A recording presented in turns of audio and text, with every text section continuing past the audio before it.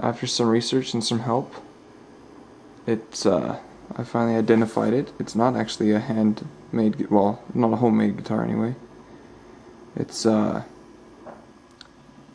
called a Cremona, and I don't know which company made it because the company that originally made it has changed hands like several times. At one point even Sears bought them, so anyway, it's in pretty rough shape. It looks like whoever owned it before I got a hold of it tried to do their own modding on it and stuff.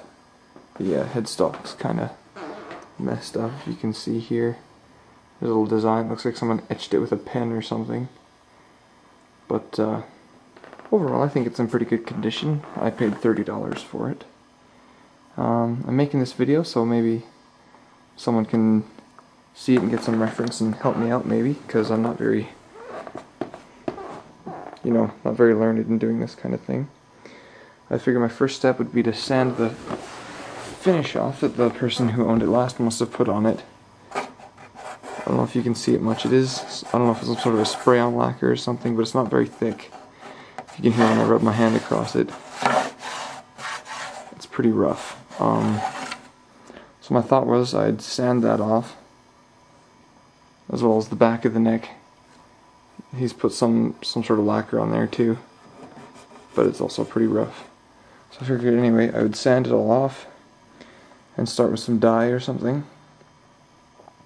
But I don't know what kind of sandpaper, like what grit I need to use to start this, or what kind of dyes would be suitable. It's a spruce top with maple sides and back, which is the opposite of my other acoustic guitar that I've got.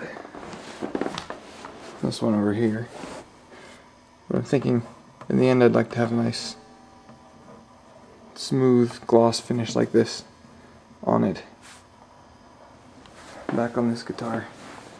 I'm really excited about this project, and I definitely need some help.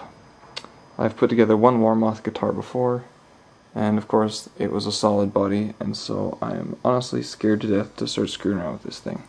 But I know that if I'm careful and I follow the advice that people give me, I should be able to do it pretty good. The only other concern I have is that this thing has been abused a bit. Got some cracks in here from wood shrinking. Down here it's separating from the binding. So I don't know if putting a humidifier in this thing is going to help the wood expand again. I'm guessing it probably won't. But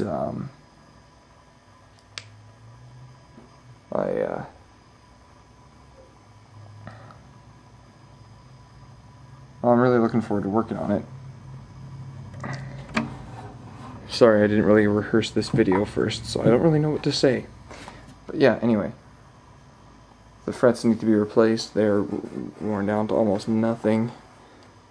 You can kind of see on the side they're not really there. And then the inlays need to be, the little cavities need to be cleaned out. If I can get in here close enough, you can see they stick up.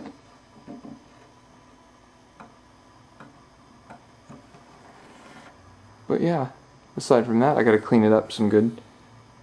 Clean it up good, because there's some spots here that are really nasty. I'm trying to see if I can find where,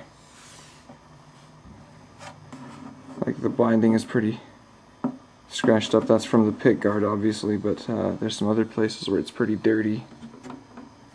And you can actually see, let me see if I can get the image in here, the reflection maybe from the light. There, you see there's two little drops there, like lacquer that dripped over from the top. Whoever was working on it before did a real sloppy job, and it's in obviously really rough condition, but I think I can get something really nice out of this.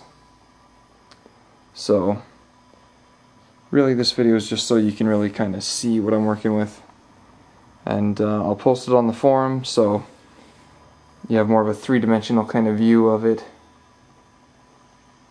And yeah, I'll stop there.